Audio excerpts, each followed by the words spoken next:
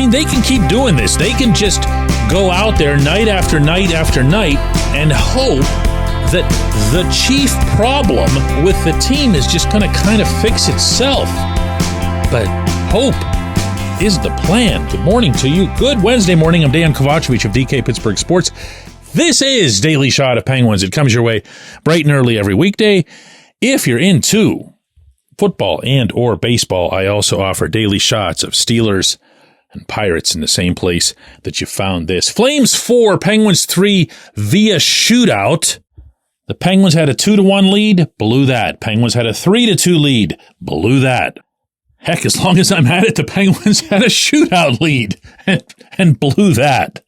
There's no lead that they can't blow. There's also no single place to point blame for this. I know everybody prefers that, and it certainly makes for a sexier show, you know, if I just say, hey, this guy right here, get rid of him and everything's fine. There isn't one. I could start with Mike Sullivan's system. I could mention Chris Letang and Erik Karlsson, who's supposed to be your two best guys, not being your two best guys, although I thought Karlsson improved significantly last night. Marcus Pettersson, who was your best guy last year, still kind of right now. Ryan Graves moved to your top pairing. My goodness, Ryan Graves moved to your top pairing. Committed the giveaway that led to Calgary's tying goal. The last tying goal. Jack St. Ivany hasn't been great. Ryan Shea he's Ryan Shea. I don't want to be mean. And then there's Matt Grzelcyk. And listen, I feel like I need to say everything all over again here. I'm not pointing to one guy as being responsible, but I do feel that some of the team's broader shortcomings, they're now becoming more in focus as to which players might be a problem as opposed to just, you know, performance or not feeling it or whatever. When I see the Penguins' bottom six guys playing as tremendously well as they did last night, and I can't say enough, as a guy who's been a regular critic of Noel Acciari's, I can't say enough about the game that he had in general. Wow. I mean, in every regard, not just the big goal in the third period. When you see Cody Glass, Kevin Hayes, Lars Eller, Jesse Puljujärvi, and all these guys busting it and making things happen, it's a really tough sell, I would say, to point more toward the forwards than to the defensemen. And when Alex Nedeljkovic is making a gazillion high-grade saves the way he did last night, it's really hard to point to the goaltending. This episode is brought to you by Bet Online, your number one source for all your summer sports needs this season, from Major League Baseball, golf, NHL, NBA playoffs. Get the latest odds and lines, including all team matchups, player props, odds on just about everything that's out there. Head to the website today or use your mobile device to get in on the action. Bet Online, where the game starts. So what I think we have so far in terms of our overall view of this team is that the defensemen haven't been anywhere near good enough, and that one of them, specifically Grzelcyk, looks like he doesn't even belong. He got completely engulfed on Calgary's first goal, something that should have been a really, I don't want to say routine, but an above-average sweep check disrupts the entire rush. Instead, he just kind of got lost in the pack as the Flames were bursting into the Pittsburgh zone.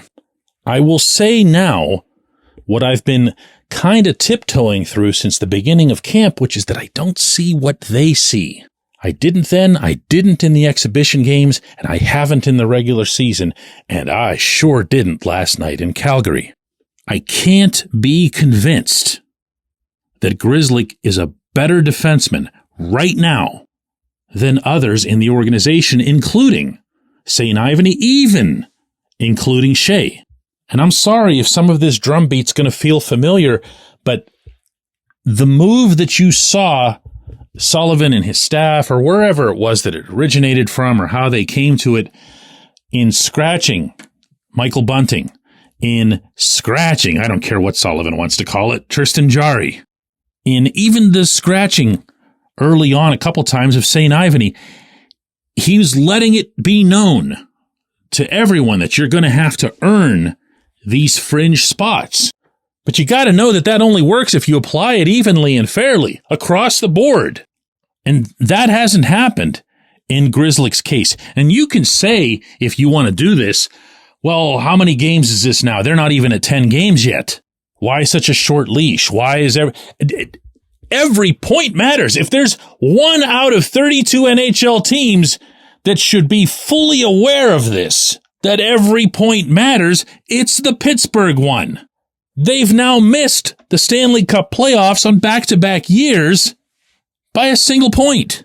So when they squander a point like the one last night, and bear in mind, you don't squander those in overtime or in shootouts, you squander them in giving up all those golden chances in regulation. And if you just throw that away, and now they're in for a really tough time finishing this trip out west with back-to-backs in Edmonton and Vancouver, this was a point you need. This isn't a point where you prioritize, but let's really get Grzelcyk going. Like, who cares? When we come back, J1Q.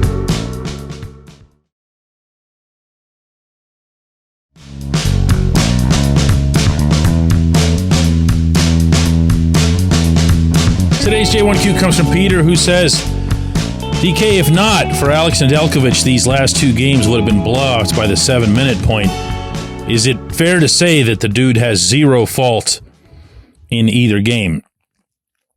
Yeah, I wouldn't do that. And way more important, neither would Ned himself. This was what he had to say last night in Calgary to Taylor Haas of DK Pittsburgh Sports when asked if he felt he gave his team a chance to win. No, I don't think that was me. I mean, I gave up 6 goals today.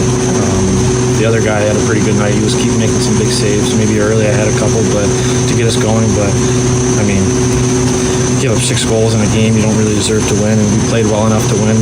We were tight defensively. We were better than we were the other night, and that was a point of emphasis these last 2 days for us, was to be a little better defensively. And we did a great job. And then we were creating offense from it as well. We got better in their end as the game went on, and 3 straight shots beat me in the regulation, so it's not good enough.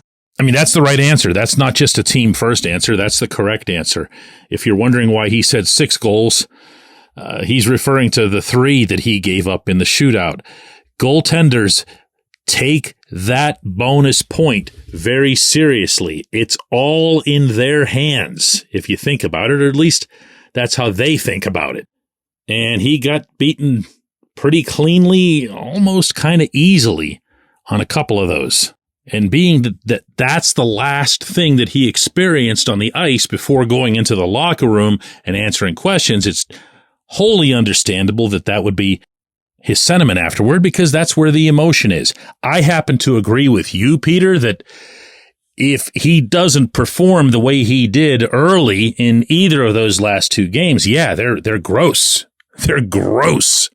So I'll come back to what I was discussing in the main segment today, and that's that solutions have to be at hand for the defensemen. Notice, again, I'm pluralizing that. I'm not just picking on Grzelcyk. There has to be a way to get better play out of your top 3 defensemen. There just has to be. That's half of the assignment that David Quinn took on. Remember, he's not just responsible for the power play. He's also coaching the defensemen. And that goes beyond games. That's not just about being at the one end of the bench where you're rotating the pairs while Mike Sullivan rotates the forward lines. He's supposed to make them be as good as they can be, if not better in a couple of cases. And it's not happening yet for those 3.